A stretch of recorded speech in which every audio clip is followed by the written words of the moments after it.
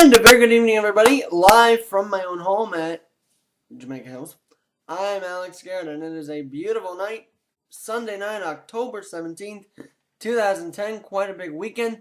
If you are following sports, you know why, and if you're not, well, I'll tell you why. First of all, the Yankees starting their continuing their playoff series against the Texas Rangers, Game 1 and 2 of the ALCS in Arlington. Both win one, so the Yankees and Rangers split the series. And the Yankees, of course, coming back from 5-0 on Friday night when Robinson Cano started off with a solo shot, and you know about the 8th inning. And then, of course, last night it was the Rangers all over Phillies and the Yankees winning 7-2. Now, sure, they were down by 5, but they were down by 5 with less outs to work with than they were in Game 1. Now, with what's gone on in Arlington and with this series, it's going to be a very interesting matchup tomorrow night. Andy Pettit against Cliff Lee. Lee, of course, has seemed to dominate the Yankees in his postseason starts, defeating them in the World Series twice, Game 1 and Game 5. And so we'll see if he can continue that dominance tomorrow. And let me tell you something, whoever wins tomorrow night will definitely have the momentum going into the rest of the series. Now, in the NLCS, it was a nice matchup between Timmy Lincecum and Roy Halladay. Lincecum getting the best of Roy, and the Giants do that as well, winning their first game of the ALCS. What was it, 3-2, I believe, down in Philly. Well, tonight, it's almost over, but the Giants are threatening. But by the time this thing is published, it'll probably be over with the Giants ending up losing it and having a tied series on their way to the Bay Area, where Game 3 will be, I believe, on Tuesday night in San Francisco. So, there's your MLB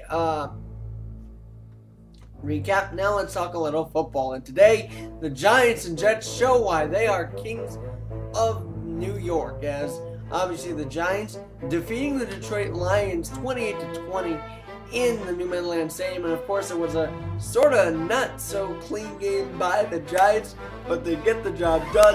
A couple of good plays here and there, and then of course they just stopped the Lions with that ferocious defense. And so we'll see what happens. I believe next week's a bye week for the Giants. I have to double check that for Tuesday's show when we talk more football, baseball, and whatever other sports. Hockey just got started, and we'll talk all about that right now. But overall, the Giants are going into Week 7 4-2. Pretty fascinating, considering they went 1-2 to start out this season. Now, on the other New Meadowlands Stadium dweller, the Jets, they are now 5-1 as they go ahead and defeat the Denver Broncos in late game drama. They win it 24-20 in Denver, and so they will. I'm not sure if both New York teams have the bye week, but they will definitely go into next week 5-1, kings of the East, as are the Giants, although I believe they're still going to be tied because Philly won today against the Falcons, and the Redskins are actually, last check, down to the Colts in Washington. So, very exciting drama in the NFC East, and we forgot to mention, or we didn't forget, but we're getting to it now.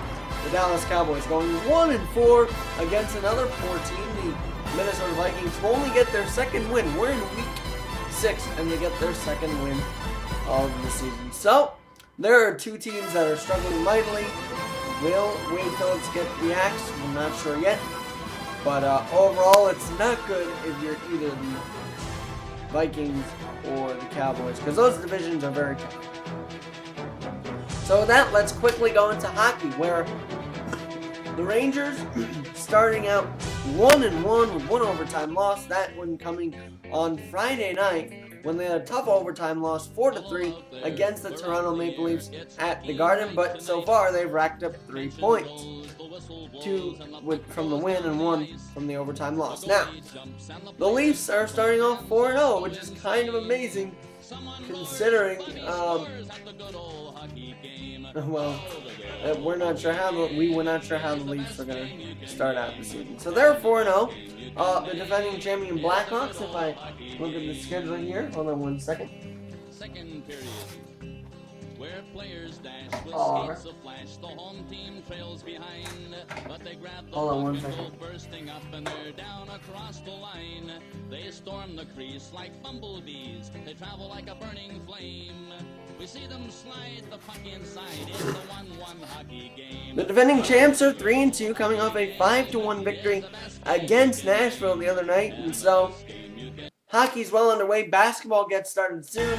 Very excited to see what Amari Stoudemire does in a Knicks uniform, as well as how the billion-dollar-owned New Jersey Nets compete in this season in the Newark Arena. So a lot of storylines going into NBA. Obviously, you can't ignore the big three in Miami: Wade, LeBron, and Fox. So